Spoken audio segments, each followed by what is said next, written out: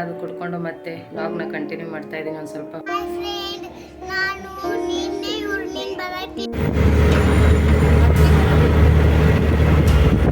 ಸಾಚೆ ತೊಗೊಂಡು ಬಂದಿರೋ ಫ್ರೆಂಡ್ಸ್, ನಾಳೆ ಗಣಪತಿದು ಲಾಸ್ಟ್ ಡೇ ಅಂದರೆ 11ನೇ ದಿವಸ.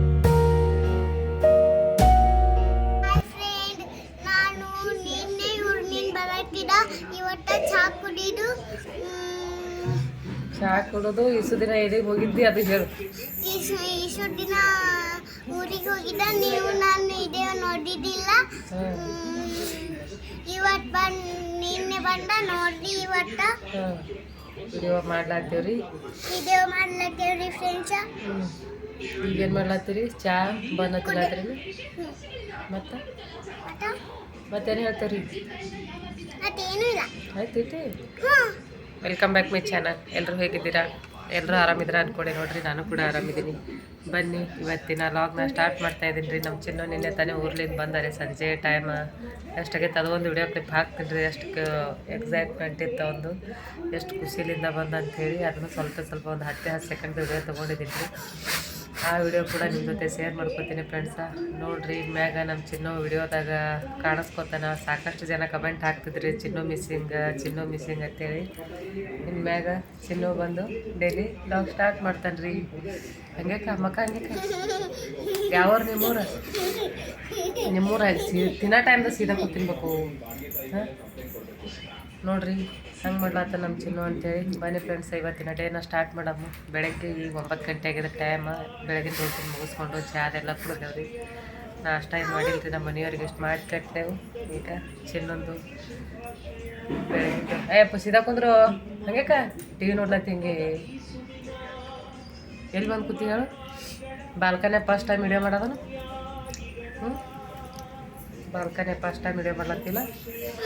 ಬನ್ನಿರಿ, ಇವತ್ತಿನ ಡೇ ಯಾವ ರೀತಿ ಹೋಗುತ್ತಂತ ನಿಮ್ಮ ಜೊತೆ ಶೇರ್ ಮಾಡ್ಕೊತೀನಿ. ವಿಡಿಯೋನ ಕೊನೆವರೆಗೆ ಸ್ಕಿಪ್ ಮಾಡಿದೆ ನೋಡಿರಿ. ಹಾಗೆ ಯಾರೆಲ್ಲ ನನ್ನ ಚಾನಲನ್ನು ಸಬ್ಸ್ಕ್ರೈಬ್ ಮಾಡ್ಕೊಳ್ಳಾರದೆ ನೋಡ್ತಾ ಇದ್ದೀರಾ, ಪ್ಲೀಸ್ ಸಬ್ಸ್ಕ್ರೈಬ್ ಮಾಡ್ಕೊಳ್ರಿ. ನಿಮ್ಮ ಫ್ರೆಂಡ್ಸ್ ಫ್ಯಾಮಿಲಿ ಜೊತೆಗೆ ಶೇರ್ ಮಾಡ್ಕೊಳ್ಳಿ.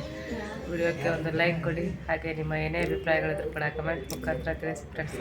ನೋಡಂಬಿ ಏನಾಗುತ್ತೆ ಅದನ್ನು ನನ್ನ ಡೇನ ನಿಮ್ಮ ಜೊತೆ ಶೇರ್ ಮಾಡ್ಕೊತೀನಿ. ಸುಡ್ಲಾತು ಉದ್ಲತ್ತಿಲ್ಲ. ಬನ್ನಿ ಫ್ರೆಂಡ್ಸ್, ಇವತ್ತು ಕಿಚನಲ್ಲಿ ಮತ್ತೆ ಇಬ್ಬರೇ ಎಂಟ್ರಿ. ನಮ್ಮ ತಂಗಿ ಬಂದಾಡ್ರಿ ಊರಿನಿಂದ, ಕಾಣಿಸ್ಲಾತ. ಅದ್ರಾಕಿ ವಿಡಿಯೋಕ್ಕೆ ಮಾರಿ ಕೊಡಲ್ರಿ.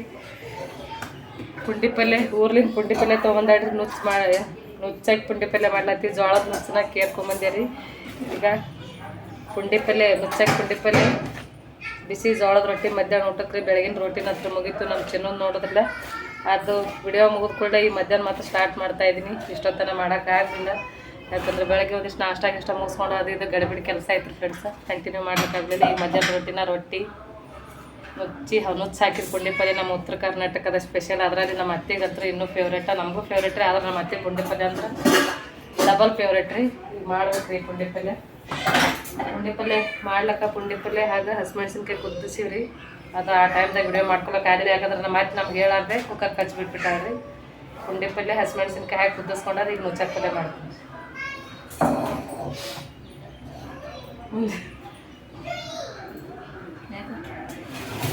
ಅದು ಬಂದ್ ಮಾಡಿ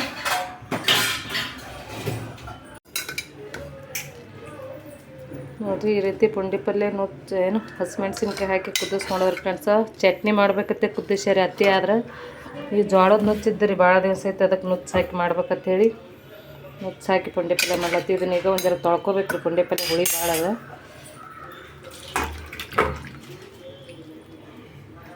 ಅರ್ಶಿನ ಹಾಕೋದಿತ್ತು ಕುದಿಸ್ಯಾಳದಾಗ, ಹಾಕಿಲ್ಲ.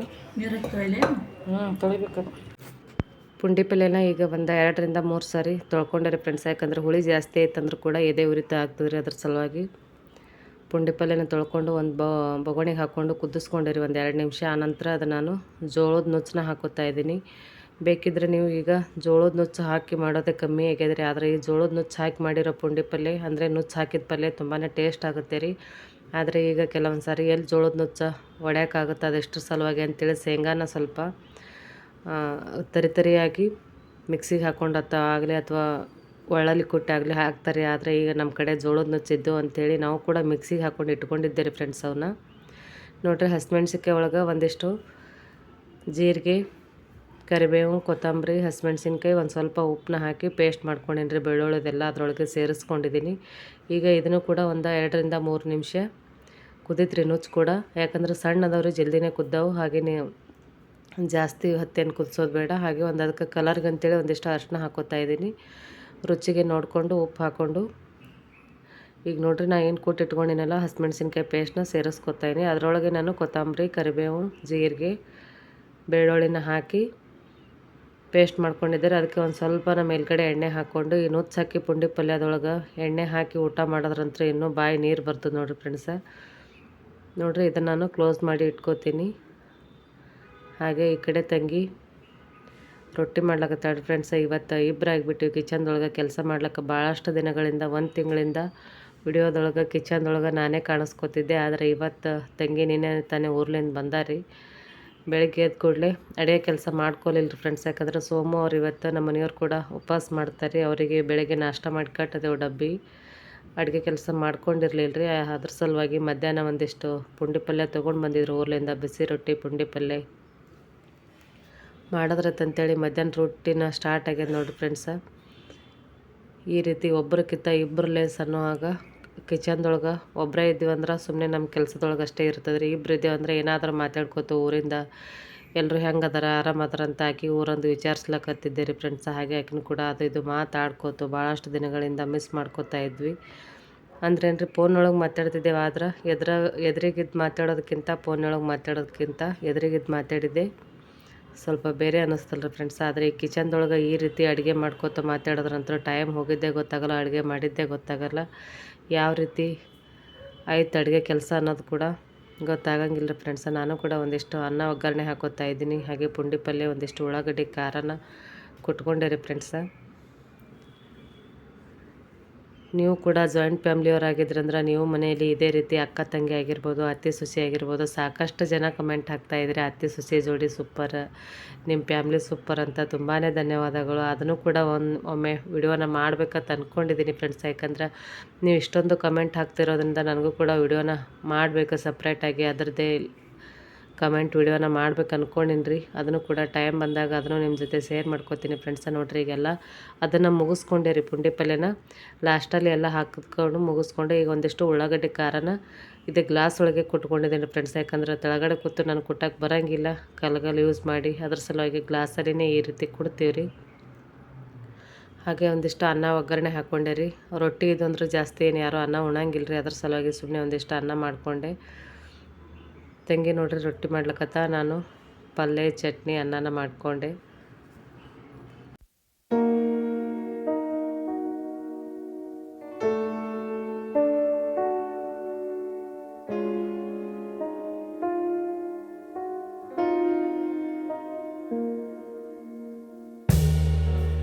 ನಮ್ಮ ಉತ್ತರ ಕರ್ನಾಟಕದ ಊಟ ರೆಡಿ ಆಯ್ತು ನೋಡಿ ಫ್ರೆಂಡ್ಸ. ಬಾಯಲ್ಲಿ ನೀರು ಬರ್ತಾಯಿದೆ. ನನಗೂ ಕೂಡ ತುಂಬಾ ವೇಟ್ ಮಾಡ್ತಾಯಿದ್ದೆ ಯಾವಾಗ ಆಗ್ತದೆ ಪಲ್ಯ ಇದು ಅಂಥೇಳಿ. ಯಾಕಂದ್ರೆ ಅಷ್ಟು ಇಷ್ಟ ರೀ ನನಗೂ ಕೂಡ ಇದು ಪುಂಡಿ ಪಲ್ಯ. ನೋಡಿರಿ ಊಟ ಅದು ಮುಗಿಸ್ಕೊಂಡು 1-2 ತಾಸು ರೆಸ್ಟ್ ಮಾಡಿ ಎಲ್ಲ ಕೆಲಸಗಳು ಕ್ಲೀನಿಂಗ್ ಕೆಲಸ ಅದು ಮುಗಿಸ್ಕೊಂಡು ಈಗ ಸಂಜೆ 5 ಗಂಟೆಯಿಂದ ಮತ್ತೆ ವ್ಲಾಗ್ನ ಕಂಟಿನ್ಯೂ ಮಾಡ್ತಾಯಿದ್ದೀನಿ ಫ್ರೆಂಡ್ಸ. ಎಲ್ಲರ ಮನೆಯಲ್ಲಿ ಇದ್ದಿದ್ದೆ ಅನಿಸುತ್ತೆ. ಯಾಕಂದ್ರೆ ಬೆಳಗ್ಗೆ ನಾಷ್ಟ ಮಾಡೋದು, ಮತ್ತು ಮಧ್ಯಾಹ್ನ ಅಡುಗೆ ಮಾಡೋದು, ಊಟ ಮಾಡೋದು, ಮನೆ ಕ್ಲೀನಿಂಗ್ ಕೆಲಸನ ಮುಗಿಸ್ಕೊಳ್ಳೋದು, ಸ್ವಲ್ಪ ರೆಸ್ಟ್ ಮಾಡೋದು, ಆಮೇಲೆ ಸಾಯಂಕಾಲ ಎದ್ದು ಕೂಡಲೇ 5 ಗಂಟೆಗೆ ಮತ್ತೆ ಚಹಾ ಮಾಡೋದು.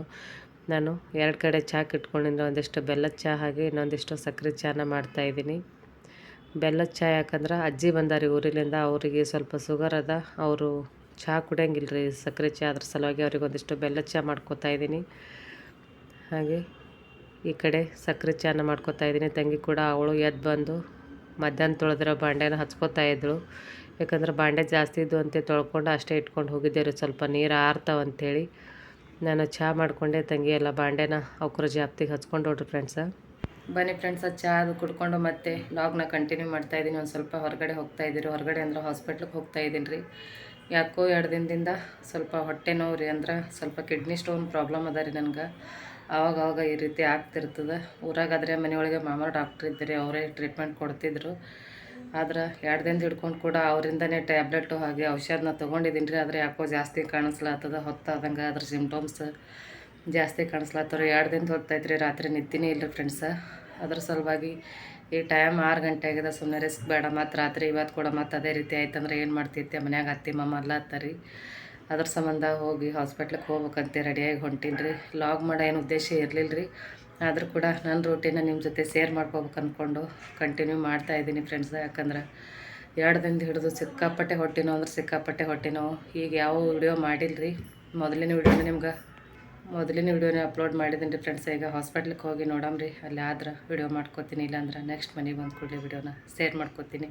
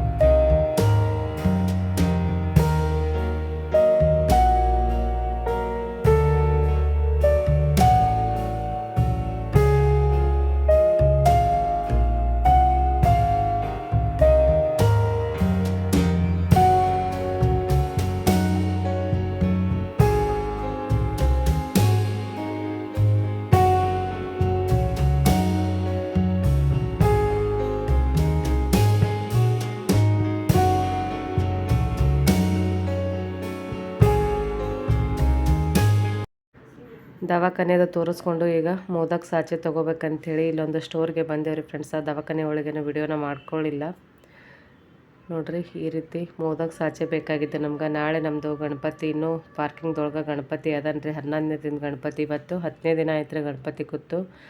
ನಮ್ಮ ಕಡೆ ಎಲ್ಲ ಲಾಸ್ಟ್ ದಿನ 11ನೇ ದಿನಕ್ಕೆ ಗಣಪತಿ ಹೋಗೋದು. ಅದ್ರ ಸಲುವಾಗಿ ನಾಳೆ ನಮ್ಮದು ಪ್ರಸಾದ ಇತ್ತು, ಅದ್ರ ಸಲುವಾಗಿ ಮೋದಕ್ ಮಾಡ್ಬೇಕು ಅಂದ್ಕೊಂಡು ಮೋದಕ್ ಸಾಚೆನ ನೋಡ್ತಾ ಇದ್ವಿ.